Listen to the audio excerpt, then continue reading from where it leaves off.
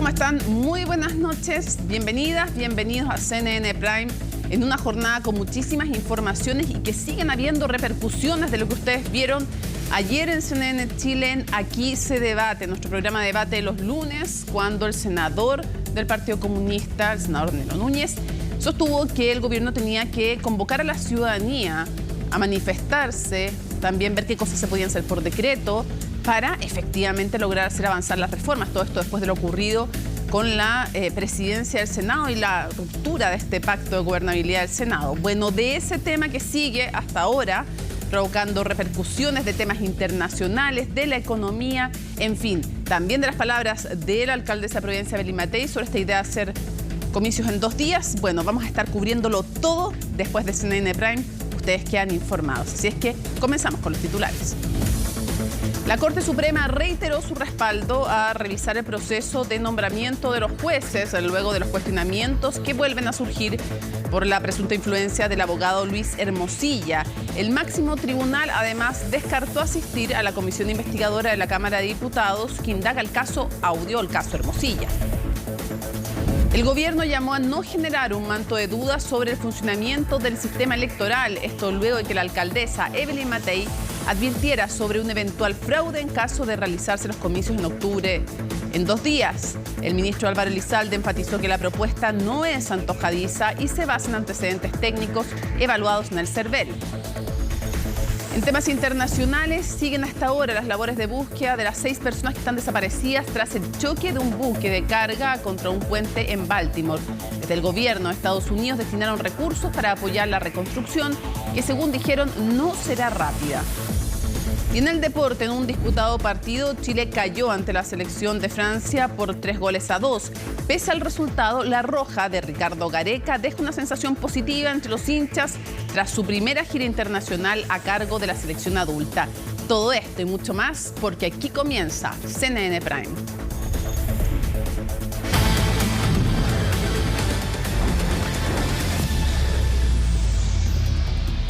Vamos con temas de la economía. El posible incremento del impuesto a la renta afectaría a más de 235.000 contribuyentes, que son los que tienen ingresos mensuales desde 4,5 millones de pesos. Natalia Muñoz nos explica todo. Yo creo que debería ser un sueldo un pelito más alto, porque 4,5 millones entre niños que van al colegio, comida. Chile está un país muy caro. No, me parece pésimo. La verdad es que es mucho. Sí, me tocaría. Soledad sería una de las 235.000 personas que deberían pagar más impuesto a la renta. El proyecto que el gobierno ingresará la próxima semana elevará lo que aportan los contribuyentes con ingresos mensuales desde 4,5 millones de pesos. Y los afectados no están contentos. Hay una clase media hoy día que todavía está en ese tramo. Es complejo. Ya igual como está la situación y cómo están las cosas, igual no sé si le alcanzará porque si considera una familia como de 5 personas, a lo mejor igual no le alcanza. Según datos del Servicio de Impuestos Internos para el año tributario 2023, 235.085 personas recibieron ingresos mes a mes sobre el monto, estando afectos a una tasa marginal de 23% en ese tramo en particular. Está menos del 3% de los contribuyentes. Lo que se modifica son las tasas marginales en los tramos de ese tramo de 4,5 millones más los que le siguen. Esta semana Hacienda continúa con reuniones con los partidos para buscar acuerdos, ya que el nuevo ajuste no convence a la oposición ni economistas. Yo le veo muy poca posibilidad que eso prospere en el Congreso. Creo que es una reforma mayoritaria, se circunscribe a los temas de evasión y elusión. Y creo que son temas importantes.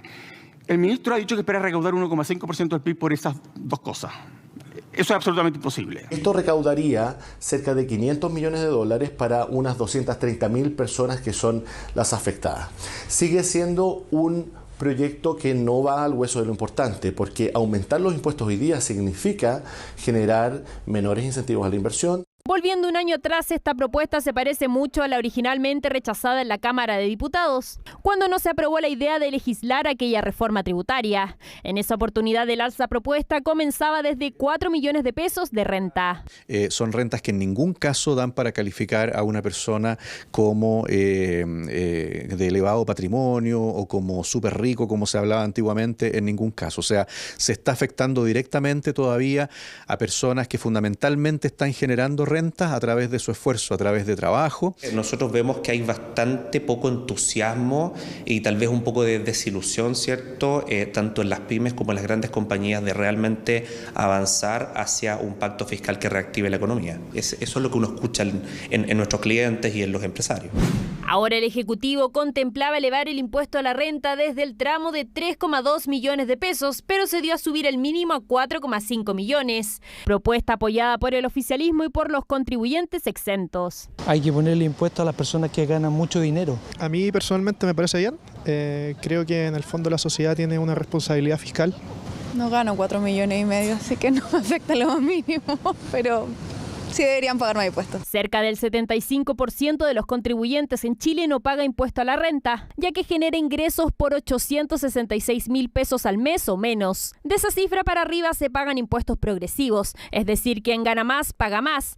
Y esas tasas por tramos son las que subirían desde 4,5 millones. Si actualmente la tasa está en un 23%, esa tasa después va a pasar a un 26%. Después los que están en el tramo del 30%, esas personas van a pagar 35%. Los que están en el tramo del 35% van a subir a 40%, y los que están en el tramo del 40% van a pasar a la tasa del 43%. Esto sería de forma preliminar. Los detalles de las nuevas tasas los conoceremos en la propuesta definitiva la próxima semana. Seguimos avanzando a otras informaciones. Desde el próximo lunes, los bebés nacidos a partir del 1 de octubre de 2023 pueden ir a cualquier, bueno, no ellos, obviamente, sus padres, no con ellos. Pueden llevarlos entonces a cualquier establecimiento de salud para recibir el Nirsevimab, uno de los medicamentos más efectivos para combatir el virus sincicial. Chile es pionero en Latinoamérica en su aplicación y se espera que ayude a reducir los efectos de un invierno que se prevé complejo. Pablo Figueroa reportó este tema. El cargamento llegó el 21 de marzo. Es una alegría para nosotros como gobierno, pero para nuestro país la llegada de estas 100.000 dosis del medicamento Nirsevimab. El 26 se realizaron las 2 primeras inoculaciones. No, me encanta porque al nacer obviamente no tienen ningún tipo de inmunización, no están protegidos con nada, entonces esto de verdad que nos prepara para el crudo invierno que se nos viene. Sí, sobre todo con el tema pandemia, sí. Es una cosa que si para proteger a los niños hay que hacer esto, hay que hacerlo de todas maneras. Y ya, desde el 1 de abril comenzará el proceso para todos los menores de 6 meses. Así de rápido es la estrategia de vacunación con Nirsevimab, medicamento que es considerado un verdadero acierto en la ciencia con respecto a las medidas de prevención contra el virus sincicial. Y Chile es el primer país en Latinoamérica en tener dosis. Un avance tecnológico, es un medicamento que fue aprobado a fines del año antepasado en Europa, el año pasado en Estados Unidos, fue usado por primera vez en forma masiva en el hemisferio norte el pasado invierno y se demostró un resultado incluso mucho mayor de lo que se había publicado en los estudios, que reducía en un 70% la hospitalización, incluso se observó hasta un 90% la reducción en el uso de días cama, de hospitalización y por lo tanto también el evitar muertes. Que 2023 fue un año realmente traumático en el tema. La semana 20, la que suele ser la más crítica para todos los hospitales, en mayo de 2023, solo en cifras, pasado la quincena, en Chile, esa semana se registraron más de 6.000 infectados nuevos en menores de 20 años, el doble que hubo en esa misma fecha en 2022. Y ojo, que ese año también fue crítico. Estamos en el momento ideal para vacunarse porque así todo nuestro organismo se van preparando, generándose los niveles de anticuerpos adecuados y por lo tanto la población que tiene más riesgo es la población que primero tiene que irse a vacunar. Este año tuvimos la diferencia que en noviembre empezamos a tener virus respiratorio y de ahí en adelante fue un sinfín. Nosotros no tuvimos una campaña de invierno, tuvimos un muy largo invierno con pics que se daban más en el invierno, pero desgraciadamente han sido 2 años en que hemos tenido en todas las urgencias mucho paciente con BRS, con complicaciones con otros virus respiratorios, intubados. Para 2024 se invirtieron más de 60.000 millones en esta vacunación que esperan tenga resultados inmediatos, porque por un lado hay una baja sostenida en las muertes de menores por cuadros respiratorios, pero a la vez hay un aumento sostenido en los casos que suben año a año. A la salida de la pandemia, los virus estacionales han tenido comportamientos diferentes de los años anteriores. Ustedes recordarán, por ejemplo, que el año pasado el virus sincicial golpeó durísimo. Chile tiene esta estrategia pionera de usar este medicamento monoclonal, el virus nirsevimab, que da protección contra sincicial, y por lo tanto esperamos una campaña de invierno, particularmente respecto a los lactantes menores de 1 año, que va a ser muy diferente. Cada dosis de nirsevimab costó cerca de 197.000 pesos. Es una decisión estatal que prioriza la salud. Desde el 1 de abril, los recién nacidos desde octubre de 2023 deben ir a cualquier establecimiento de salud y habrá que esperar en mayo a ver si finalmente se dio con una solución eficaz para un problema de un virus sincicial que pone contra las cuerdas a la salud en gran parte del mundo. La Corte Suprema reconoció espacios de opacidad, esas fueron sus palabras, espacios de opacidad en el sistema de nombramiento de jueces, pero dijeron que estaban plenamente dispuestos a mejorar el mecanismo cuestionado una vez más, esta vez a raíz de los mensajes de Luis Hermosilla, que podrían haber influido en la designación de ministros, no solo del máximo tribunal, sino también en la Corte de Apelaciones.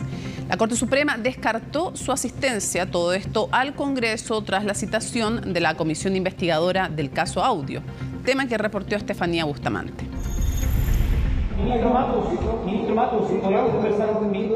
Conversar era lo que menos quería el ministro Jean-Pierre Matus tras el pronunciamiento de la Corte Suprema sobre sus mensajes con el abogado Luis Hermosilla.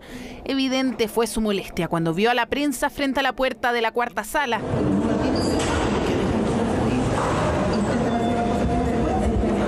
Aunque se había ausentado este lunes, Matus volvió el mismo día en que el Pleno sesionó de forma extraordinaria para abordar la posible influencia de Hermosilla en el nombramiento de los jueces. Fue el secretario del máximo tribunal quien resumió lo deliberado. Conscientes de que el sistema constitucional y legal vigente podría permitir algunos espacios de opacidad, esta Corte ha adoptado medidas en aras de velar por la objetividad y transparencia en los concursos para los cargos de jueces y ministros. El Poder Judicial seguirá trabajando para mejorar la transparencia y rendición de cuentas. Una declaración de 4 puntos que detalló el mecanismo de elección y la disposición del Poder Judicial para mejorar lo que llamaron espacios de opacidad.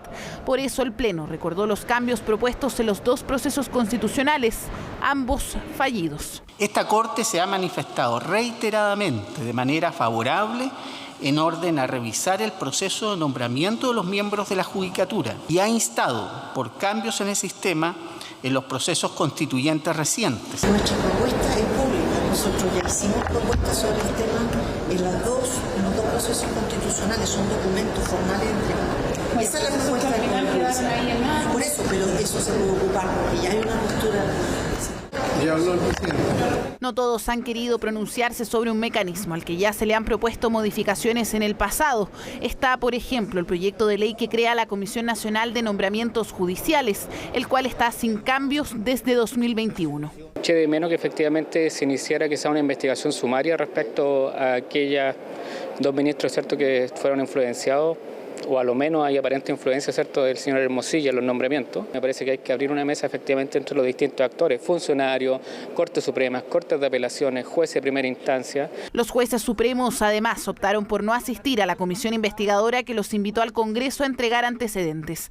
En una resolución dijeron que el Poder Judicial no participa en actos de gobierno que puedan ser fiscalizados por la Cámara de Diputadas y Diputados. El ministro Matus no firmó la declaración. Nos parece extremadamente grave que se diga que es normal que un abogado participe en el nombramiento de jueces. Un abogado no puede participar ni influir de ninguna manera en las designaciones en el Poder Judicial. Lo cierto es que hasta ahora no ha sido costumbre del Poder Judicial asistir a estas instancias en el Congreso, más aún cuando las comisiones investigadoras solo tienen facultades para invitar y no obligarlos a comparecer. Ellos decidieron seguir generando esta interrogante, esta suspicacia frente al Poder Judicial y cuánto pueden estar involucrados en todo este tema que aún queda mucho. El desprestigio de muchas instituciones ha decaído producto de lo que hemos conocido de los audios de Hermosilla, así es que yo esperaría de que consideren la situación en que nos encontramos. Es difícil que temas que pueden verse en sede judicial estén de alguna manera también involucrando la labor que es más bien parlamentaria y legislativa. La comisión investigadora invitará a otras figuras, como el exministro Andrés Chadwick, para profundizar sobre el uso que dio Hermosilla a sus mensajes, mientras que el Poder Judicial reiteró que seguirá ejerciendo sus facultades para corregir prácticas o conductas que infrinjan la normativa. Vamos a profundizar en este tema, para eso nos acompaña Isidro Solís, exministro de Justicia. Muchísimas gracias por estar con nosotros en CNN Chile. Encantado, Mónica, ¿cómo está? Muy bien, tengo que pasar por varios temas, así que quisiera primero preguntarle su opinión respecto a que la Corte Suprema decida no asistir a la comisión investigadora de la Cámara de Diputadas y Diputados. Ha sido una posición permanente del Poder Judicial. La verdad es que también responde a una especie de respeto por la independencia y el equilibrio de poderes. Los magistrados de la Corte Suprema no son pasibles de ser investigados por la Cámara de Diputados y por lo tanto la verdad es que haber además citado a un poder que tiene exactamente la misma relevancia es un acto que en principio por lo menos afecta a la deferencia. ¿Y podría, dice usted, poner en cuestión la independencia del Poder Judicial? Yo creo que sí, porque la verdad es que el Poder Judicial responde de sus actos en primer lugar a través de su sentencia. En segundo lugar, si alguien estima que existen violaciones respecto de las obligaciones ministeriales de los jueces, existe una herramienta para hacer efectiva esa responsabilidad que es la acusación constitucional. Los ministros de la Corte Suprema pueden ser acusados constitucionalmente en caso de notable abandono de sus deberes y por lo tanto la verdad es que yo por lo menos estimo que es una... haber citado un poder completo es un gesto muy complicado.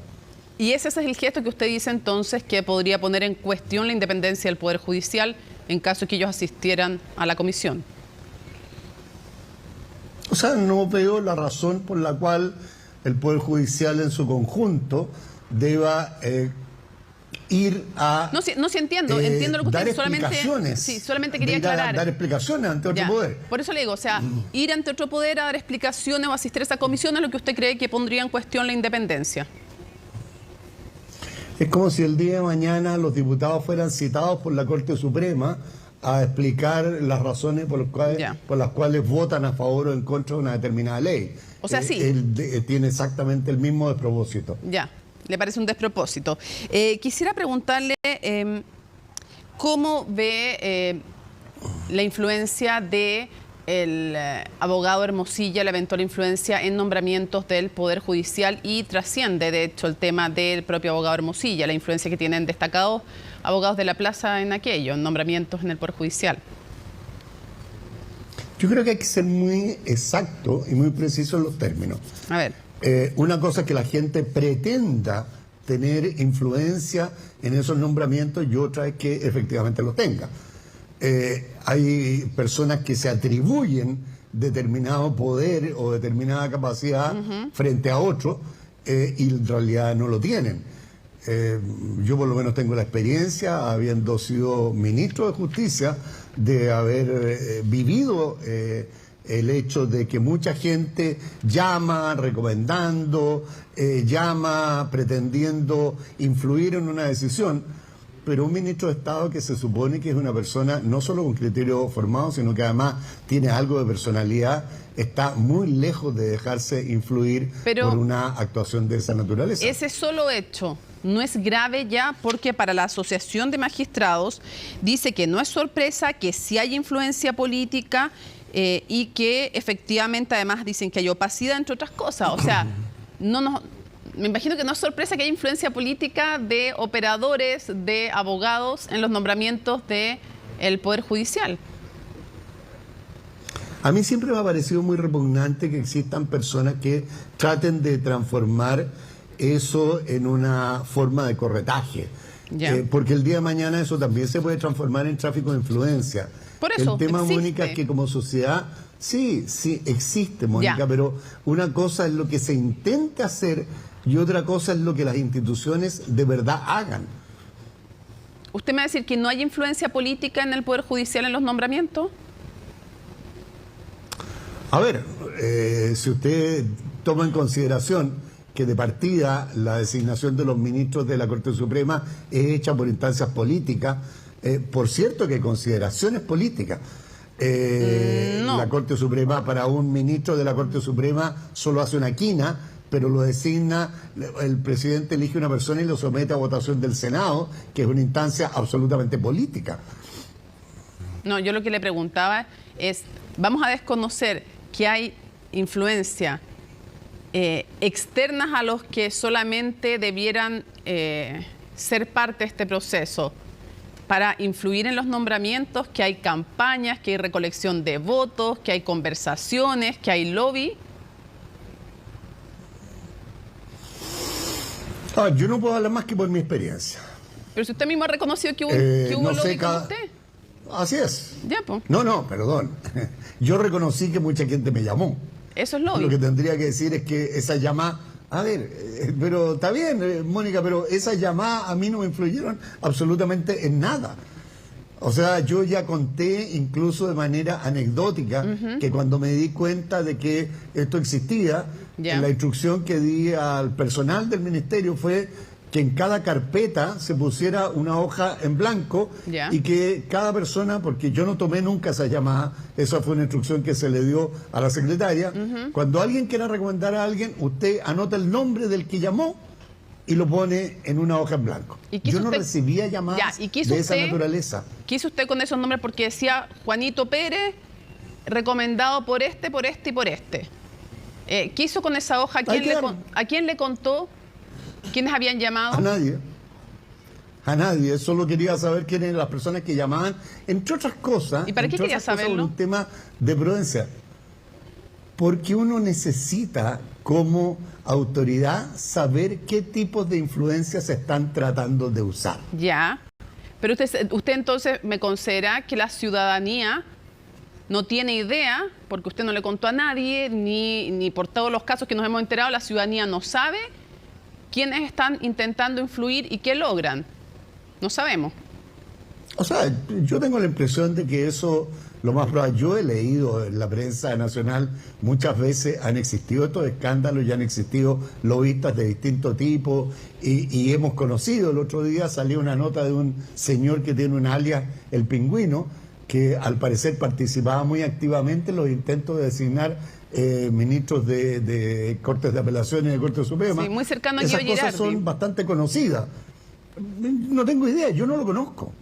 No sé quién es. No sabe, nunca ha escuchado Nunca he hablado con él. Nunca ha escuchado del Pingüino y su Perdón, ligación. yo nunca he hablado, No, pero nunca he hablado escuchado con de él. O sea, yo he escuchado de él. O sea, pero yo también le acabo de decir que eso lo leí en el diario y he leído muchas veces artículos respecto de él. Ya, y una pregunta, a ver si podemos transparentar. ¿Qué personalidades políticas o qué abogados de la plaza lo llamaron a usted, aunque usted no les haya contestado? ¿Qué nombres nos puede contar para transparentar a la ciudadanía? Mónica, la verdad es que no lo recuerdo, para mí nunca fue un acto importante. ¿Cómo? ¿No recuerda ni un solo tipo nombre de todos los que le anotaron en la hojita blanca en cada uno de los casos? Mónica, eso pasó hace 16 años. Y la verdad, como le digo, es que nunca los tomé en consideración. recibía a muchos jueces que iban, pedían audiencia en el Ministerio de Justicia y están anotados formalmente en las hojas que iban a presentarse para decir relevar la carrera judicial que habían tenido como una legítima aspiración. Y yo por lo menos tuve siempre las puertas abiertas para recibir a todo aquel que pidió audiencia. Y fue anotado como corresponde en la página donde deben estar las audiencias que concede el Ministro de Justicia. Conversar con la gente yo no encuentro que sea delictivo. No sabe, pero ¿sabe lo que pasa? Es que la ciudadanía no sabe quiénes conversan con quiénes, en qué casos se influye, en qué casos no se influye. Entonces yo quiero hacer una pregunta de fondo, porque la ciudadanía no tiene idea, tiene que confiar a ciegas de que se hace lobby, se intenta influir y tenemos que imaginarnos y confiar en que nunca nadie es influido. Igual convengamos, señor Solís, que es difícil de pensar que se siguen haciendo estos intentos sabiendo que no resulta nada y que no sirve de nada. Es obvio que resulta, pues, señor Solís, y todos sabemos que... Pero antes de eso, yo quiero preguntarle, ¿usted diría que en la Corte Suprema y en las Cortes de Apelaciones, en el Poder Judicial, todos los nombrados son nombrados única y exclusivamente en función de que son los más capaces para ese cargo?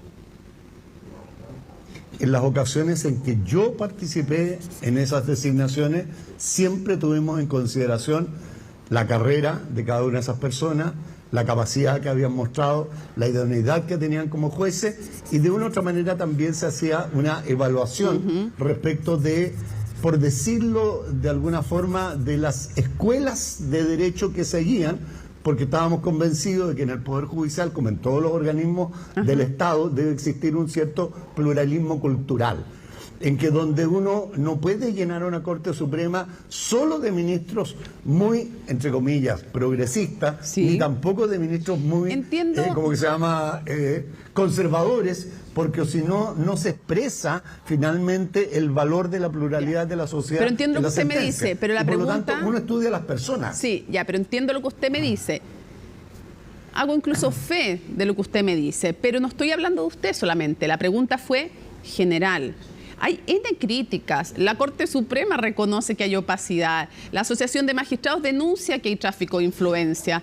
Entonces la pregunta le excede a usted. Mi pregunta es, ¿usted me diría que todos los nombrados en el Poder Judicial, en la Corte Suprema, en las Cortes de Apelaciones, están ahí solo en virtud de sus capacidades y no de los lobbies que se han hecho? Es que, entiéndame por favor, yo solo puedo hablar por los procesos en los que yo no participé, responsablemente no puedo hablar por aquellas cosas que no sé. Ok, entiendo su punto. A ver, Mónica, se lo quiero decir. Entiendo su punto. Ver, mire. Entiendo lo que usted me dice, sí, entiendo lo que me está diciendo. Ok, yo solamente cito tengo una formación. Le puedo contar, mire, le voy a contar una anécdota. Les voy a contar una anécdota y a mí me encarga llegar a las anécdotas personales. Yo, que soy un abogado de muchas décadas de ejercicio profesional, además tengo y tuve una hermana que era jueza civil en Santiago, una persona extraordinariamente destacada, una persona reconocida por los abogados, reconocida por el Poder Judicial, reconocida por el gremio. El día que a mí me designaron ministro de Justicia, lo único que le dije a mi hermana es: perdona, sonaste, mientras yo sea ministro de Estado, tú nunca serás ministra de Corte de Apelaciones. Y mientras yo fui ministro de Estado, nunca la designé, teniendo todos los merecimientos, porque no me parece legítimo.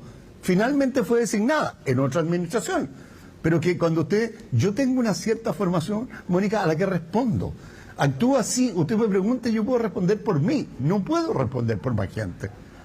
Ahora, convengamos, hace poquito se supo, se me va el nombre ahora, lo podría buscar, del caso de un diputado en que tenía varios parientes en el Poder Judicial, lo hemos visto en el caso notario, entonces por eso yo le pregunto, excediéndolo a usted, pero le pregunto, a su juicio, ¿el sistema de nombramientos que tenemos es el mejor posible o hay cosas que mejorar en él? Ahí vamos a una pregunta que yo por lo menos considero que es vital. Mire, sistemas de nombramientos hay muchos. Y todos tienen fortalezas y debilidades. O sea, se reclama mucho, y yo entiendo que es un punto muy gremial, que lleve una aspiración de los jueces a tener una carrera dentro de un servicio que no sea intervenido por nadie.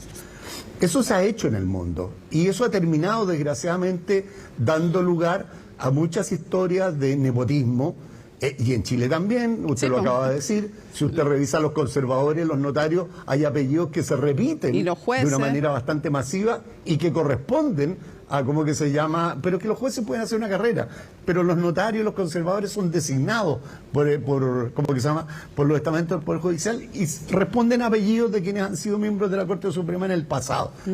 Y eso a mí me parece que es una cosa que no es correcta, que uno la debe evitar.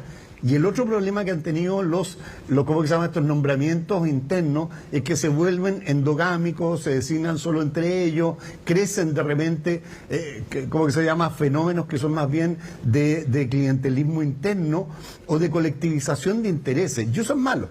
Se ha aprobado otro sistema, que es el sistema de los consejos superiores de la justicia, que no son órganos externos, y eso también lo que ha aprobado es que se desplaza ¿cómo que se llama? La intencionalidad de introducir influencias en el sector. Y yo te lo en estos momentos ustedes tienen en España y en Francia un vacío dentro de los respectivos poderes judiciales porque políticamente no se ponen de acuerdo en los consejos de la justicia en cómo designar a los jueces. Esto es un punto crítico en todo el mundo.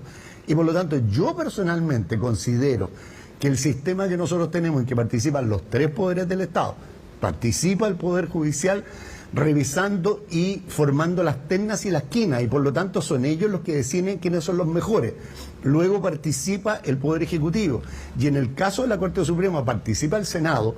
O sea, para designar a un ministro de la Corte Suprema hay a lo menos 70 criterios que se discuten. A mí eso me parece que es mejor. Ahora, le debo reconocer una cosa, hay opacidad. Hay cosas que deben mejorarse, hay cosas que deben mejorarse. Por ejemplo, quienes participan en este proceso deberían transparentar el proceso de designación. En Estados Unidos los senadores, cuando reciben a alguien para que les recomienda un ministro de la Corte Suprema, deben publicarlo. Cosa que no se hace acá. ¿Y sabe por qué es grave? Porque uno se pregunta, porque uno se pregunta finalmente cuando si es que un abogado ayuda, más allá del efecto que tenga o no, porque también depende mucho de las redes que tenga cada uno, lo sabemos, aquí depende mucho también de las redes. Entonces, después si un ministro está frente a un abogado que lo ayudó a hacer campaña, todos sabemos que pasan por los tribunales haciendo campaña, pidiendo votos, ayudando a conseguir reuniones, eso lo han dicho los propios magistrados, lo decía el propio magistrado Matus, decía que él mismo hablaba del periodo de campaña, imagínense, y no es una votación popular. Se hace campaña, efectivamente. Usted mismo lo reconoce, se hace campaña, lo sabemos, todo el mundo lo dice. Perdón, se hacen campaña interna. Sí, está bien. Necesitan votos para llegar a una quina. Se hacen campaña. Los postulantes necesitan votos. Por eso le digo. Como en todas partes, entonces, se hace campaña. Claro, pero se supone que no debiera ser así porque se supone que hay una instancia técnica en que no debiera ser necesaria esta campaña. En ninguna parte del proceso de designación se dice se abre la temporada de campaña como cuando se elige un cargo de elección popular. Aquí se supone que se postula con los currículum y nada más. Eso es lo que dice la ley. La ley no habla de un periodo de campaña de vamos a conseguir votos, pero en la práctica se hace. Lo sabemos, no vamos a ser ingenuos, no lo descubrimos hoy día tampoco.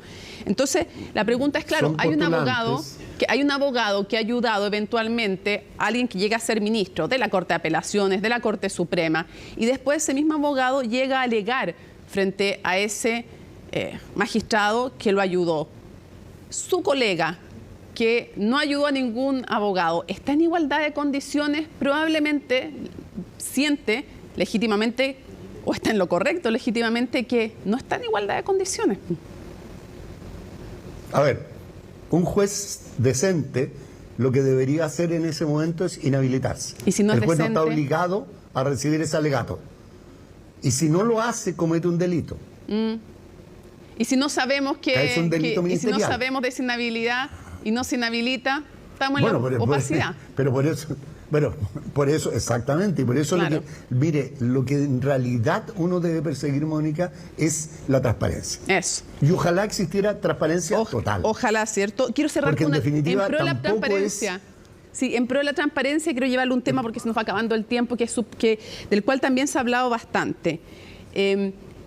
¿Cuán fuerte es la influencia de la masonería en el Poder Judicial? Entre otras cosas, uno ve que todos los años reciben al gran jefe de la logia masónica, el que es presidente de la Corte Suprema. Hay varios miembros de la Corte Suprema que son miembros de la masonería. Entonces mi pregunta es cuán fuerte es el poder de la masonería en el Poder Judicial, que es un secreto a voces además, del cual se habla mucho. Y quisiera preguntarle a usted, ¿qué tan fuerte es? Yo creo que es tan fuerte como el de la Iglesia Católica, porque hay una gran cantidad de ministros de la Corte Suprema y de las Cortes de Apelaciones que son católicos y que siguen muy fuertemente, como que se llama, las indicaciones, como que se llama, morales de su religión. Es como uno dijera, tenemos ministros que también profesan la religión judía y sería como preocuparse de cuán fuerte es el judaísmo dentro. Mónica, ninguna de esas cosas es importante. Lo importante es la integridad moral de quienes designamos. Pero no sería... Mientras esos jueces sean capaces de resistir todas las presiones, sean capaces de resistir todas las solicitudes hechas al margen de la ley, eso da exactamente lo mismo. Pero señor Solís, como no existe, no sé cómo podría llamarse el aparato que mide la integridad, como no existe eso y no sabemos cuándo estamos frente a alguien íntegro y cuándo no, son importantes las normas, me imagino. Entonces, no es lo mismo, creo yo, ser católico que, por ejemplo, pertenecer a CBX, Opus Dei, Schoenstatt. Ahí ya es un grupo dentro de una creencia. Y la masonería también es un grupo. Muchas veces cuando uno ve la declaración de intereses, se declara, no sé, soy bombero, pertenezco al Rotary Club, no sé qué más, que es cosas de las que pide la ley respectiva a los funcionarios públicos. ¿No debiera, por ejemplo, transparentarse si alguien pertenece a la asociación conocida como masonería? Y de nuevo le pregunto, ¿cuán fuerte es la masonería en el Poder Judicial? Yo he conocido a muchos ministros masones. Yo no tengo la impresión, y se lo digo yo, que yo ahí tengo una diferencia con usted, Mónica. Yo tengo una gran opinión de la inmensa mayoría de los jueces. Y por lo tanto nunca me ha preocupado. Ni el club de fútbol. No, por eso le digo, no me preocupa. Usted dijo, a diferencia suya, yo no he dicho que tengo una mala opinión de los jueces. No me atribuye cosas que no he dicho. No, es que usted me dice que le preocupa. A mí no me preocupa. Porque esto, mire, nosotros tenemos que asumir una cosa. Nosotros tenemos que asumir además como sociedad una cosa. Cuando designamos a un juez, ponemos una cantidad de poder estatal en él tan grande que los procesos de selección son críticos. Por lo tanto, miremos exactamente, por ejemplo, la conducta de quien lo designa. Quien lo designa es el ministro de Justicia, el presidente de la República, los senadores que votan, y por lo tanto no nos fijemos en el designado, fijémonos en quienes designan y por qué lo hacen. Yo creo, y de verdad, yo soy una persona muy orgullosa de mis instituciones, y lo he dicho en estos días, me ha tocado decirlo mucho, yo alego permanentemente, y alego muchas veces delante de ministros, de jueces a los cuales yo designé, y a veces gano, y la mayor parte de las veces pierdo. Y cuando pierdo frente a un juez que fue designado por mí, perdón, yo siento orgullo. No siento enojo, ni siento frustración. Todo lo contrario, cada vez que pasa eso, me siento extraordinariamente orgulloso del tipo de judicatura que tenemos. Y por lo tanto no cambiemos el foco. Yo creo que el foco de esta noticia es que hay un abogado que dedicaba parte de su vida a una conducta bastante reprochable, que tenía, al parecer, intenciones de generarse un poder personal, pero juzguemos la conducta de esa persona y no hagamos recaer respecto de todos los demás y de la institucionalidad este manto de duda que está generado exclusivamente por la conducta reprochable de una persona. Ahora, no es el primer caso que conocemos de intento de tráfico de influencias ni de muchas otras cosas más, y me parece que es sano también y es cuidar a las instituciones, revisar los mecanismos, revisar su salud, revisar cuando hay redes de influencia o no. Lo dicen las propias asociaciones de funcionarios, pero entiendo el punto que usted hace y lo invito a que no diga que yo dije cosas que no dije, porque no he dicho que tengo una mala opinión de los jueces. Solo digo que no podemos suponer que todos sean ángeles. Nadie puede suponer que todos, ni todos los periodistas, ni todos los abogados, ni todos los empresarios. Por eso son importantes las normas, los procesos y la transparencia. Me imagino que en eso coincidimos. Isidro. Absolutamente. Yo en eso creo que si hay algo que se debería mejorar el sistema es justamente en que debe haber mucho más transparencia respecto al proceso de designación. Isidro Solís, un gusto como siempre conversar con usted, ministro de Justicia, que esté muy bien. Buenas noches. Un placer, que esté muy bien. Chao. Bueno, controversia, como ustedes han visto durante toda la jornada, generaron las palabras del senador del Partido Comunista, Daniel Núñez, quien llamó en CNN Chile, en nuestro programa Aquí se debate, al gobierno a, comillas, convocar la presión ciudadana para sacar adelante reformas. Además, el parlamentario sugirió analizar otras estrategias para ejercer medidas como, por ejemplo, decretos. Las críticas no solo vinieron desde la oposición, también de parte del oficialismo, como nos cuenta Macarena Román. Hola, subsecretario Monsalve, le quiero... Nos quedan unas preguntas pendientes, subsecretario. Fue quien debió hacer frente a un nuevo flanco que se abrió para la moneda, uno que se originó otra vez en las filas oficialistas. Cuando hay ese quiebre de confianza, evidentemente la posibilidad de generar un debate, un diálogo para tomar acuerdos en otras materias es muy difícil. Y yo creo que el gobierno tiene que asumir ese desafío, tiene que convocar a la presión de la ciudadanía para sacar adelante las reformas. Reformas que en la moneda saben serán de compleja tramitación, más ahora que la mesa del Senado quedó liderada por Renovación Nacional y Demócratas. Aún así, en el Palacio no hicieron eco al llamado del senador comunista. Al gobierno no le compete ni le corresponde en ningún caso convocar a ningún tipo de presión. Al gobierno lo que le corresponde es gobernar. Y eso es lo que hace el presidente Gabriel Boric y su gabinete. Y por eso los esfuerzos del gabinete estarán en sacar adelante la reforma previsional o el pacto fiscal, propuestas que desde la oposición han dejado en claro no convencen. No nos pidan que nosotros les respaldemos a todo evento, y menos con una amenaza que si no se respalda, entonces vamos a promover movilización social. Y eso nos trae a todos el recuerdo de los hechos más violentos de octubre.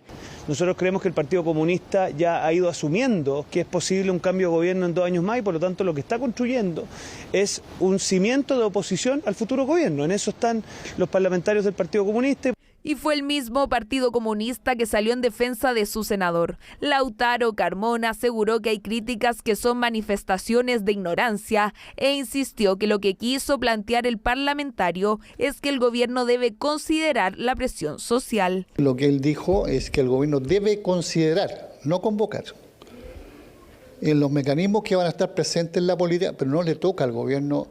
El gobierno no es la CUT, ni es la CONFES. El gobierno es gobierno, pero no puede dejar de valorar si es que hay corrientes de presión.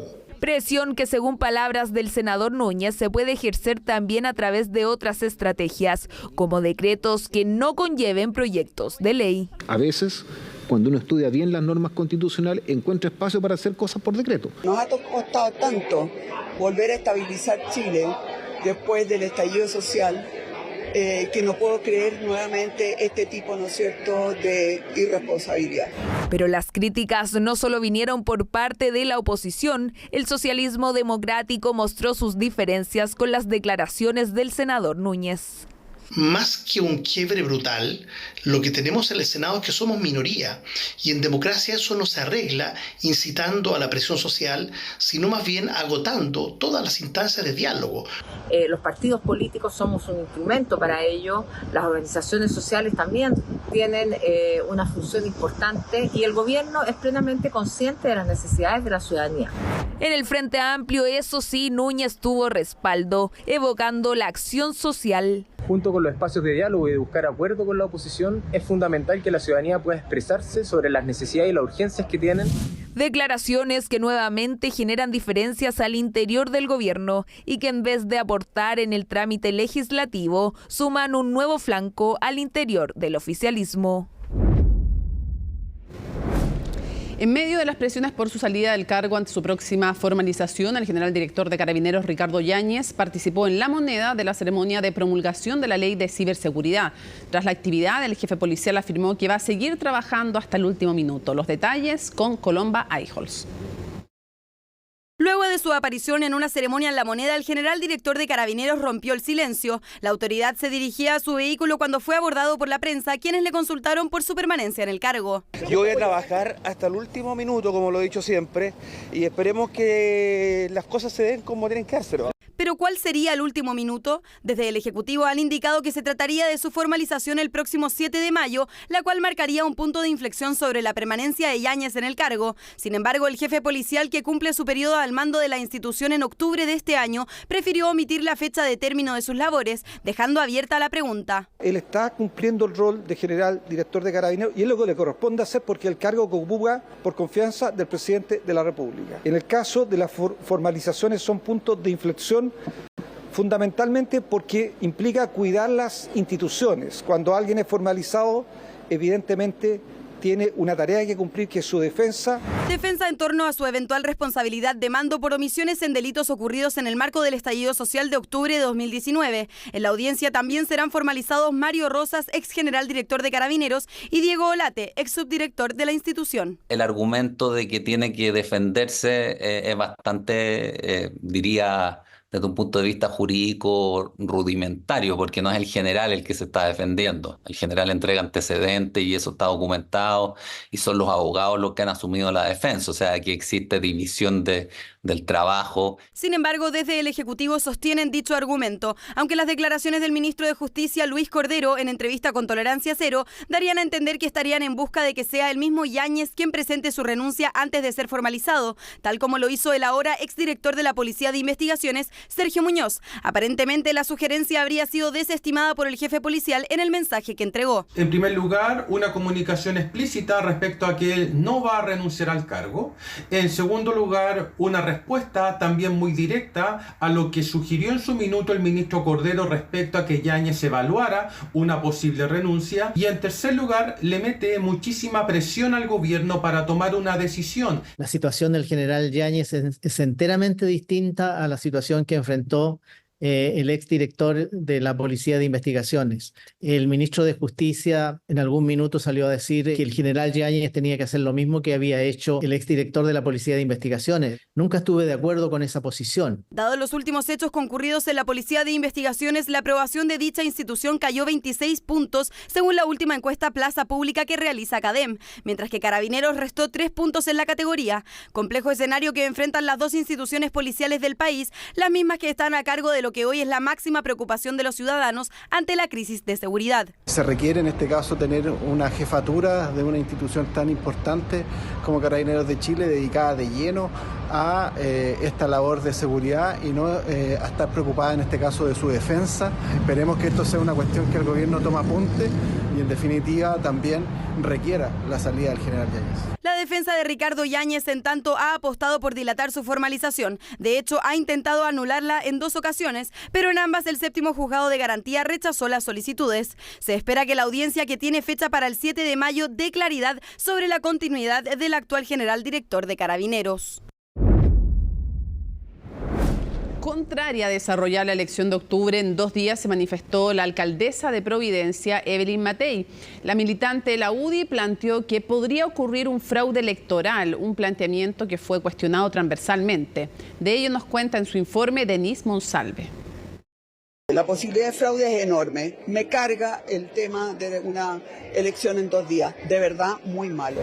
La duda que dejó instalada la alcaldesa de Providencia apunta a la elección de octubre, donde se elegirán alcaldes, concejales, cores y gobernadores regionales, y para la cual fue el propio Cervel que propuso realizar el proceso en 2 días, debido a la complejidad que tendrá el mismo. El verdadero problema es que pasamos de 6,4 millones con el voto obligatorio, podemos tener 12, 13 millones de electores ese domingo. Entonces ahí sí que tenemos el verdadero problema de que la mesa no da para atender a tanta gente. El organismo, que ha realizado procesos sin cuestionamientos desde el retorno de la democracia, estima que cada mesa podría extender su horario hasta las 23 horas si la elección es en un solo día.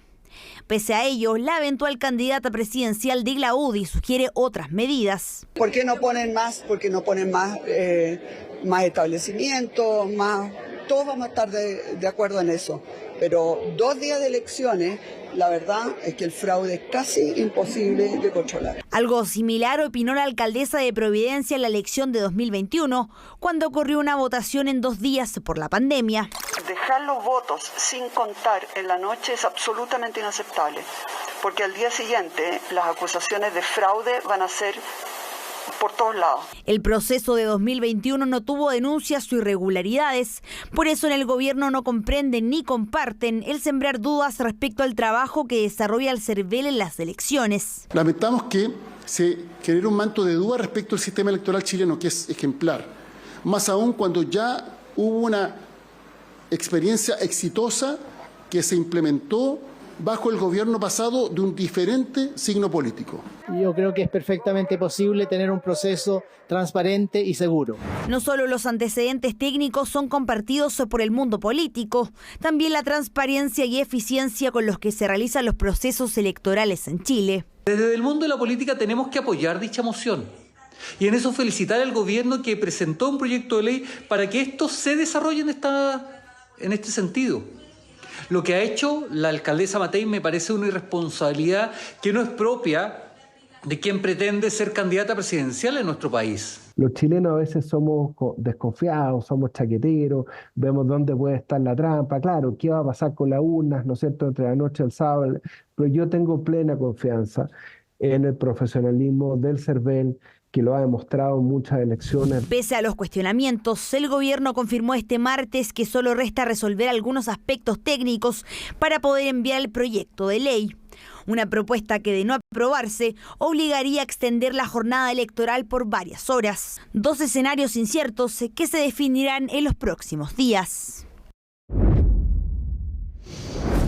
Bueno, y esto es gravísimo. El alcalde de Laja, Roberto Quintana, fue acusado por abuso sexual en contra de una funcionaria municipal. En un video que comenzó a circular, ese es el video, ¿ustedes lo ven?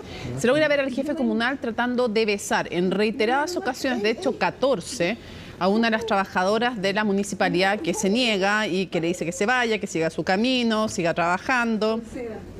Según constató la Fiscalía, los acercamientos no deseados habrían comenzado el año 2021, que es cuando fue grabado el video. Por su parte, el Ministerio de la Mujer y Equidad de Género expresó su total rechazo a la conducta del alcalde. Como Ministerio de la Mujer y Equidad de Género queremos señalar en primer lugar que repudiamos todo esto de violencia contra las mujeres, en segundo lugar que todas las mujeres que sufran delitos que tienen que ver con violencia de género pueden encontrar acogida y representación en nuestro Servicio Nacional de la Mujer y Equidad de Género. Para eso no tenemos requisitos ni de condición socioeconómica. Quisiéramos recordar que en agosto empieza la vigencia de la ley Karin. Esta ley, que fue inspirada en el caso de una enfermera que fue víctima de un brutal acoso laboral, también ha contado con nuevas disposiciones respecto a las autoridades locales electas y en ese sentido simplifica el proceso de destitución una vez hay una condena. En entrevista exclusiva con CNN Chile, la primera entrevista en televisión, además, la viuda del exteniente Ronald Ojeda denunció que desde el gobierno no se ha comunicado nadie con ella desde el crimen de su marido. El subsecretario Monsalves confirmó las declaraciones, confirmó que es así, pero explicó que desde el Ejecutivo lo que sí han hecho es que han tomado todas las medidas para colaborar con la investigación. Veamos los detalles con Valentina Nieto. Como yo estaba gritando tanto y tan fuerte, todos los vecinos se despertaron. El hombre, al ver de que estaba haciendo mucho escándalo, me apunta en la frente así y me dice, cállate. Más de un mes ha pasado desde ese 21 de febrero, pero para la viuda del exteniente Ronald Ojeda, el recuerdo del secuestro continúa presente. Así lo relató en conversación con CNN Chile, donde también analizó su permanencia en el país. Aquí mataron a mi esposo. Dime tú cómo me voy a sentir yo segura. ¿Tú has pensado en irte de Chile o quieres seguir viviendo acá?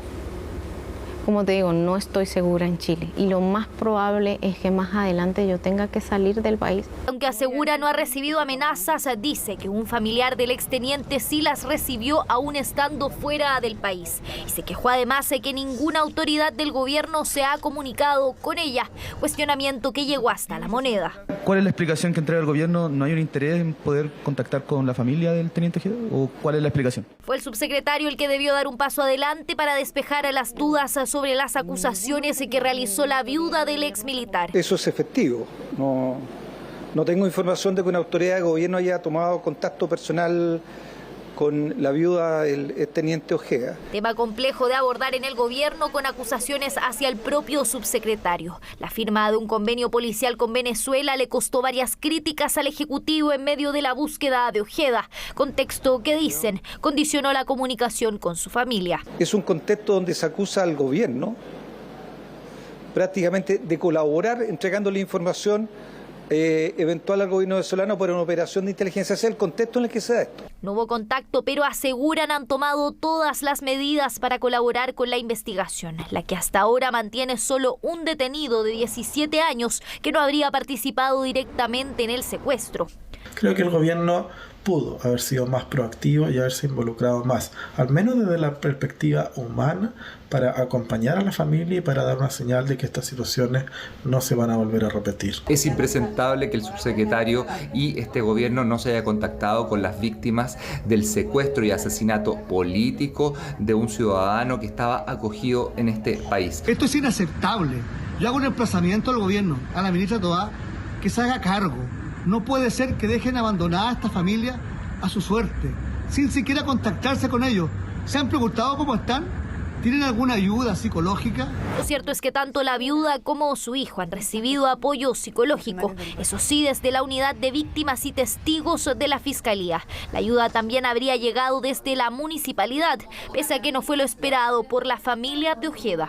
La Municipalidad de Independencia nos iba a apoyar con el tema del entierro, pero lo que me estaban ofreciendo no era algo digno, entonces yo no lo acepté. Desde la Municipalidad de Independencia aseguraron que la ayuda fue canalizada a través de la Fiscalía. Comprometieron el servicio funerario completo e incluso la restitución de los gastos fúnebres. Y adicionalmente se le ofreció la sepultura en el cementerio general por un plazo de 5 años y por supuesto esto tiene que ser renovado con posterioridad por la familia. Ambas cosas nos parecen totalmente dignas.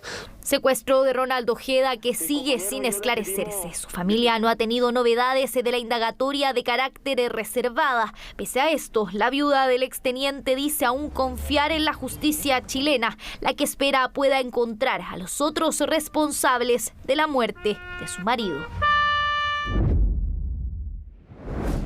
Vamos a temas internacionales. La Plataforma Unitaria Democrática, alianza de partidos opositores en Venezuela, denunciaron que el régimen, la dictadura de Nicolás Maduro, bloqueó la inscripción de la candidatura de Corina Lloris a las elecciones presidenciales del próximo 28 de julio, que era de hecho la reemplazante después de que también se impidiera finalmente inscribirse a María Corina Machado, ¿no?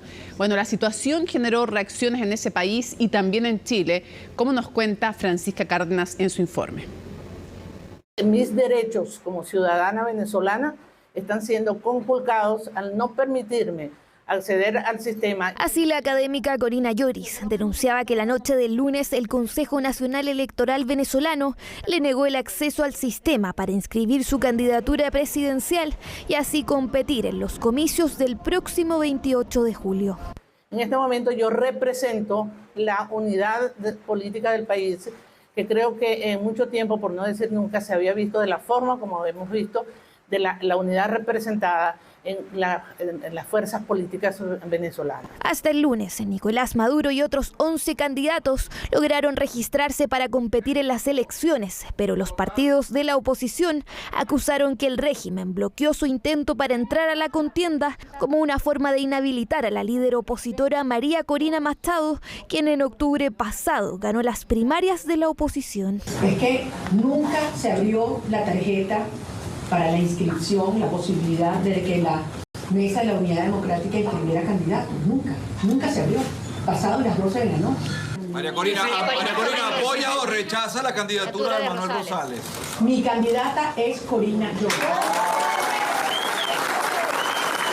Uno de los que sí logró inscribirse como candidato fue Manuel Rosales, actual gobernador del petrolero estado Zulia y quien enfrentó a Hugo Chávez en las elecciones presidenciales de 2006 en Venezuela. Le pedimos al presidente de la República que condene lo que está pasando hoy día en Venezuela.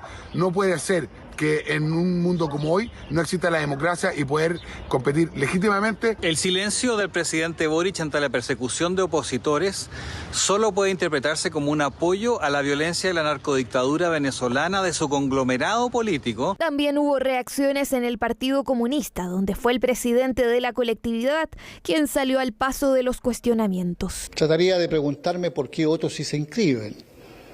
Ese es un tema, y lo otro, digamos, tendrá que cursar en los códigos que tiene el Estado de Derecho de ellos y las formulaciones que se hagan para poder garantizar que hayan elecciones con competencia a plenitud.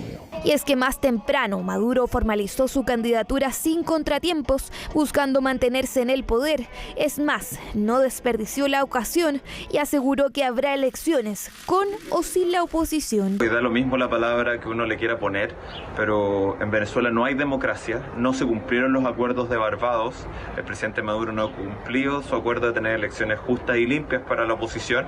El gobierno de Venezuela es ilegítimo precisamente porque la elección anterior no se permitió a los opositores presentar candidaturas, se encarceló a personas. El régimen lo único que le queda es perseguir, hostigar, desaparecer, secuestrar tanto a personas, dirigentes y ahora partidos políticos para él tener un candidato a su talla. Fue el presidente del Consejo Nacional Electoral quien confirmó que las postulaciones cerrarían a las 12 de la noche, descartando así la posibilidad de una prórroga para la oposición, la misma que acusa otra vez a Maduro de querer perpetuarse en el poder. Volvemos al país para contarles que la Fundación para la Confianza interpuso una querella en contra del actor y director de teatro Cristian Campos. La acción penal es por abusos sexuales. Se le acusa de haberlos cometido contra Rafaela Di Girolamo, hija de su expareja Claudia Di Girolamo.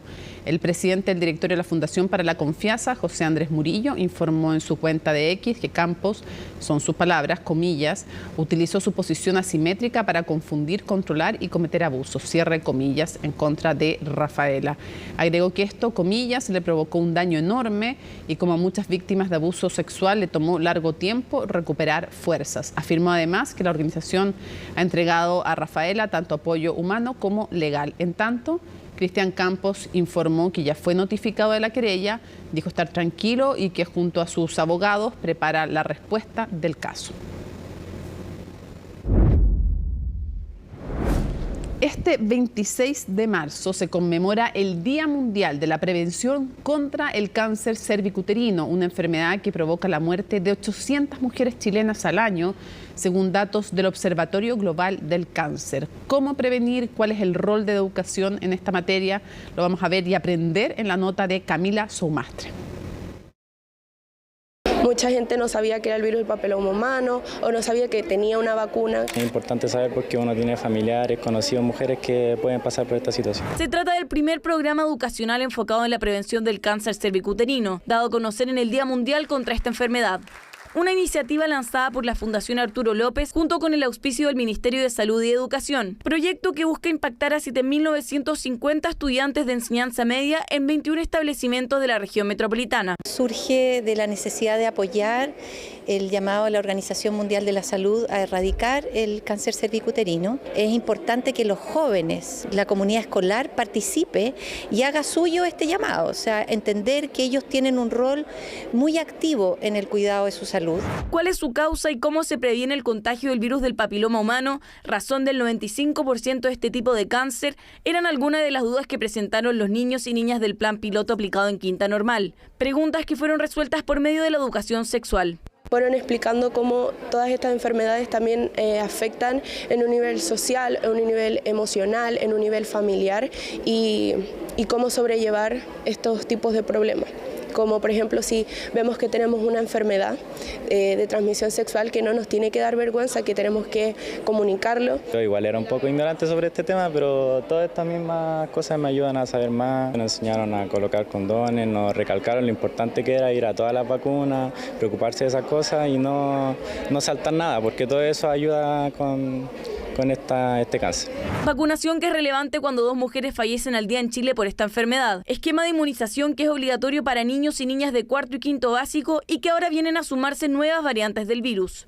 A los 10 años de la incorporación de esta vacuna, también hemos anunciado que vamos a incorporar una nueva vacuna con 9 variantes para el virus. Esto quiere decir que vamos a pasar de una vacuna que tenía 4 variantes de virus a 9, con lo que aumenta la efectividad, la capacidad de la vacuna de evitar casos de cáncer en un del 70 al 90%, también evitando otros efectos que produce la infección por el virus papiloma. Gracias al énfasis en las medidas de prevención, en 20 años se logró reducir en un 67% la mortalidad por el cáncer cervicuterino. Es por ello que las autoridades y expertos reiteraron el llamado a realizar los procedimientos anuales. Lo más efectivo es la vacunación en mujeres y hombres, pero sobre todo mujeres, antes del inicio de la actividad sexual. Por eso se incluye en el Programa Nacional de Vacunación en nuestro país. Y las mujeres que ya iniciaron actividad sexual, lo más importante es que tengan control ginecológico habitual y que se tomen el Papa Nicolau o el examen de tipificación viral. Hay que recordar que por ley tenemos derecho a medio día desde los 40 años en adelante para poder realizarse exámenes de medicina preventiva como precisamente el test de Papa Nicolau. Un problema de salud pública que sigue latente, considerando que al año se diagnostican más de 1.500 casos nuevos según el Observatorio Global del Cáncer. Es por ello que profundizar en nuevas técnicas de detección, como lo es el test genético del papiloma humano, el cual identifica la presencia del ADN del virus en las células del cuello uterino con mayor precisión, se hace necesario. 9 de la noche con 34 minutos. Rápidamente vamos con Isel Guerra con todas las informaciones internacionales. ¿Cómo estás, Mónica? Vamos a comenzar esta revisión internacional con una noticia que se ha conocido hace algunos momentos atrás, porque aquí la Guardia Costera de Estados Unidos ha suspendido la búsqueda activa de estas 6 personas que estaban desaparecidas a raíz de lo que se conocía durante esta madrugada, ¿no? De este navío gigantesco que impactaba contra el puente en Baltimore, y hace algunos momentos atrás las autoridades locales de este estado en Estados Unidos señalaban que se ha suspendido esta búsqueda activa porque se presume muertas a estas 6 personas. Por un lado, debido a la gran cantidad de horas que han pasado, ya estamos a puertas de que se cumplan 24 horas, pero además a esto se suma a las temperaturas que se han registrado en estos días y en particular durante esta jornada, sin ir más lejos, a la hora en que se registró esta situación, los termómetros se marcaban -1 grado. Por eso también eso se ha repetido durante este día, y por esa razón también aquí las autoridades señalan que debido a estos dos factores, el tiempo, pero sobre todo las condiciones climáticas, se hace bastante complejo, pero sobre todo difícil ver la posibilidad de que puedan encontrar con vida a estas 6 personas que están desaparecidas y que, según relataban aquí las autoridades, estaban realizando labores en las vías. En particular estaban haciendo allí algunas reparaciones en la calzada. A eso además se suma que se suspende esta búsqueda activa debido también a las condiciones meteorológicas de esta jornada. Han señalado a las autoridades que era bastante arriesgado para los buzos y los equipos de emergencia poder trabajar, por un lado, con esas temperaturas, con las corrientes cambiantes, pero así también con la situación, porque lo estamos viendo allí en pantalla. Este puente colapsó y parte de esa estructura ha quedado justamente en este río. A eso además se suma la visibilidad que se ha empeorado en estas últimas horas, lo que hace sumamente complejo no poder dar con estas 6 personas. ¿En qué pie queda entonces este operativo? Aquí ya se está hablando más bien de una fase de recuperación, esto debido a lo que yo les mencionaba anteriormente, que se presume muertas a estas 6 personas, pero de todas formas, Mónica, señalaban aquí las autoridades hace algunos momentos atrás que van a hacer su mayor esfuerzo para poder recuperar justamente los cuerpos de estas 6 personas. Respecto a otros vehículos que pudieran haber caído en este hecho, al menos hasta ahora, y pese a que se dudó en algún momento de la tarde, señalan que no hay más antecedentes más allá de estas 6 personas. No se tienen información adicional que pueda dar cuenta, ¿no?, de que efectivamente otros vehículos pudieron haber caído cuando este buque impactó contra el pilar de este puente. Y claro, eso es al menos lo que se conoce hasta este momento. Hay una investigación, por cierto, para esclarecer qué fue lo que ocurrió, pero a priori no. Aquí las autoridades han señalado que debido a las condiciones ya no se puede estar buscando sobrevivientes. Entiendo.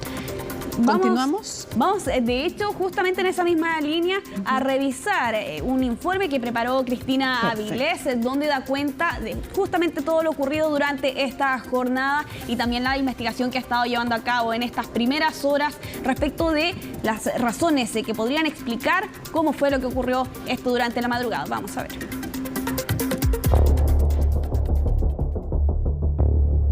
Parece una escena de una película de acción, pero es la realidad. Así colapsó el puente Francis Scott Key en Baltimore, Estados Unidos. El derrumbe fue provocado tras el choque de un barco carguero durante la madrugada de este martes.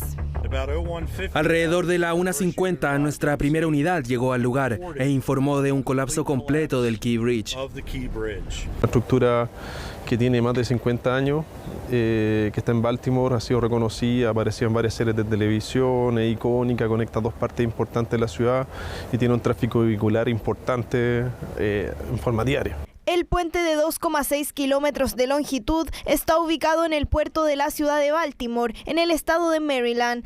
El Dalí, el barco que chocó con la infraestructura, tiene 300 metros de longitud. Fue la tripulación la que poco antes de golpear el puente notificó a las autoridades de la pérdida de energía de la embarcación. Posiblemente la autoridad portuaria que conducía el barco cometió un error gigantesco que está causando montones de fatalidades. Otro efecto que algunas personas mencionan es que en ese momento no tenía iluminación el puente. Al momento del colapso, 8 trabajadores estaban en el puente. 2 de ellos fueron rescatados tras el derrumbe. Al momento de la tragedia, la temperatura del agua era de 6,3 grados Celsius.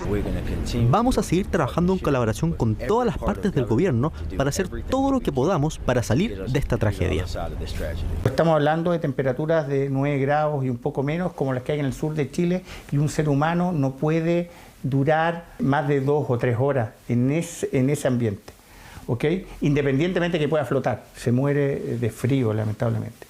Después está en recuperar los cuerpos, y es lo más importante, creo, ahora, porque tampoco hay un catastro de la cantidad de autos que cayeron. Esta era la ruta que seguía el Dalí cuando colisionó con la infraestructura.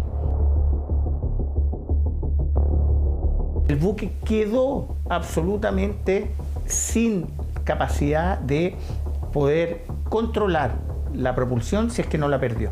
Para que haya sido intencional tiene que haber tenido una cantidad de supuestos muy grande, que básicamente es imposible haber previsto que con esta falla se hubiese derribado el puente. Curiosamente, el buque había sido revisado en nuestro país en junio del año pasado, presentando una deficiencia por propulsión y maquinaria auxiliar. Sin embargo, en sus últimas revisiones realizadas en Nueva York, no tenía debilidad alguna. Todo esto según los registros de Equasis. Por eso se hace un estudio en el cual se trata de analizar la cantidad de barcos que pasan debajo de la zona, el cual podría ser el barco más grande posible, a qué velocidad viajaría, y se trata de hacer un diseño generalmente de hormigón armado de gran masa que es capaz de soportar básicamente el impacto del buque. Normalmente los muelles están diseñados para adaptarse a un cierto nivel de impacto de los buques y de la navegación que se espera en esa zona. Este es el primer gran colapso debido a los impactos de un barco en unos 40 o 50 años.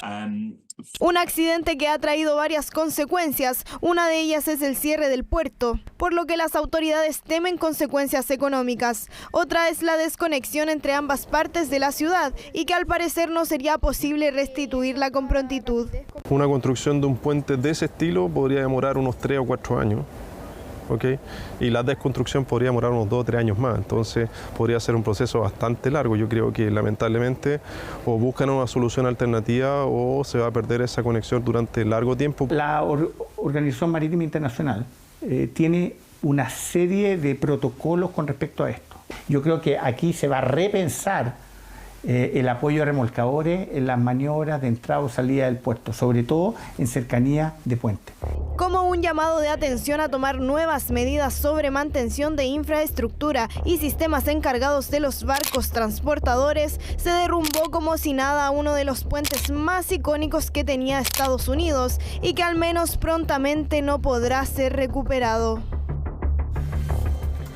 Bueno, Mónica, esto además tiene efectos económicos. Sí, claro. Durante esta jornada, el secretario de Transporte, Pete Buttigieg, visitaba esta zona, reconocía que efectivamente debido a la situación, ¿no? Primero del carguero ahí instalado, así como también de los restos que aún permanecen en este lugar de la estructura, evidentemente se hace bastante complejo que otros navíos puedan circular por esta zona. De hecho, ya se habla de que hay un cierto traslado de estos barcos hasta el puerto de Virginia, y que es algo que podría tardar varios días, ¿no? Para que finalmente se pueda restablecer esta situación. Lo cierto es que aquí también reconocían que esta situación es bastante compleja, pero siempre bajo la premisa que ha señalado Biden durante esta jornada de prometer la reconstrucción con fondos del gobierno federal. Que es lo que se le pedía. ¿A quién nos vamos ahora? Vamos a cambiar de tema para hablar de la violencia en Rosario, Argentina, y ahora con un nuevo interlocutor, el Papa Francisco, quien durante esta jornada daba a conocer un mensaje desde el Vaticano y donde hacía un llamado, pero también una alerta respecto de la situación que ocurre en esta ciudad, en el país vecino, que recordemos hasta hace algunas semanas atrás había visto 4 asesinatos en cosa de días. Eso llevó a que la ministra de Seguridad, Patricia Bullrich, visitara esta zona. Se anunciara un plan allí también de reforzar la presencia de la seguridad, y en este mensaje grabado y que fue difundido durante esta jornada, el Papa Francisco se refería a esta nueva ola de amenazas criminales, donde por un lado pedía rehabilitar la política, así como también investigar la corrupción que permite más bien esta situación. Sin ir más lejos, en este mensaje, y aquí lo textual, sin complicidades, y habla allí del sector judicial, político, policial, no sería posible llegar a la situación actual, señalaba el sumo pontífice en este video, y donde ha señalado y apuntaba al silencio del Estado como uno de los factores que responden a la crisis de seguridad que está atravesando esta ciudad en Argentina. ¿Cuál ha sido la respuesta del gobierno? La entregaba hoy día el vocero de la Casa Rosada, Manuel Adorni, donde señalaba que respetaban la opinión del Papa Francisco, pero que sin embargo probablemente no iban a estar jamás de acuerdo. Podemos recordar también, por cierto, las diferentes pugnas, ¿no?, que vimos sobre todo durante la campaña entre el líder de la Iglesia Católica y el ahora presidente de Argentina, aunque sin embargo con una visita y no donde... Sí, porque parece que fue una tregua la visita en el Vaticano, pero no parece no seguir los enfrentamientos, sobre todo con los recortes sociales que ha hecho el gobierno de Javier Milei, y es algo a lo que claramente uno podía prever que va a apuntar en algún momento el Papa Francisco. Sí, sin duda, y claro, ahora lo hacía con este mensaje refiriéndose directamente a la ciudad, la situación más bien que ha atravesado la ciudad de Rosario y que se ha recrudecido lamentablemente en estas últimas jornadas, Mónica. Vamos a cambiar de tema para hablar de la crisis humanitaria en la Franja de Gaza y esta información que se da a conocer durante esta jornada de 12 personas ahogadas cuando estaban buscando ayuda humanitaria, que había caído el día de ayer por medio de estos... de este modelo, ¿no?, o mecanismo que ha aplicado varios países, entre ellos, claro, paracaídas utilizados por Estados Unidos, por Reino Unido, así como también otras naciones, y es en ese contexto lo que se vivía el día de ayer, que al menos 12 palestinos resultaron ahogados cuando intentaban acceder justamente a esta ayuda humanitaria, que es de hecho las imágenes que estamos viendo allí en pantalla, esto en el norte de la Franja de Gaza, y todo esto en medio de las críticas, Mónica, que escuchábamos sobre todo en los primeros días, que varias naciones empezaron a emplear este mecanismo. Acusan a que es ineficiente, ¿no?, pero que además es degradante, básicamente porque lo que vemos en las imágenes y que se ha repetido en estas semanas es de una parte de la población no menor que corre básicamente contra estas ayudas. Lo que es realmente degradante es que no pueda entrar en forma la ayuda humanitaria. Eso es lo que es realmente degradante. Me imagino que las naciones tratan de hacer lo mejor que pueden frente al bloqueo que existe para la ayuda humanitaria y la imposibilidad entonces de que la gente no se muera literalmente de hambre. Sí, y de hecho ese es justamente el llamado que han hecho diferentes naciones, así como también organismos internacionales, a que Israel levante los bloqueos o las revisiones que ha estado realizando en estos más de 5 meses de conflicto, para que ya no se utilice justamente este mecanismo con paracaídas caídas y que de hecho, Mónica, hace algunos días atrás se reportaba de la muerte de al menos 5 personas cuando caía una de estas ayudas sobre un campo de refugiados, esto en la Franja de Gaza. Hamas también en esa misma línea también ha pedido que se deje de enviar ayuda de esta forma. Lo cierto es que desde el inicio del conflicto hasta ahora, los primeros días, evidentemente no se permitía el ingreso de ayuda humanitaria, ¿no? Lo podemos recordar, hasta cierto punto se estaba permitiendo el ingreso de al menos 100 camiones. Supuestamente ahora esa cifra se ha duplicado, 200 camiones, pero de todas formas, Mónica, eso es insuficiente debido a la grave situación humanitaria que estaba atravesando el enclave. Se habla de que se necesitan al menos entre 400 a 500 camiones diarios siquiera para poder sortear la grave situación que está atravesando este territorio camino a la hambruna. Ya lo hemos mencionado en otras. Ya termina CNN Prime, viene CNN Tiempo y luego Futuro 360 en CNN Chile. Después, como siempre, Fernando Pausen con Última Mirada, así es que no se lo pierdan. Martes 26 de marzo, así estuvo nuestro país y el mundo. Somos CNN Chile. Buenas noches.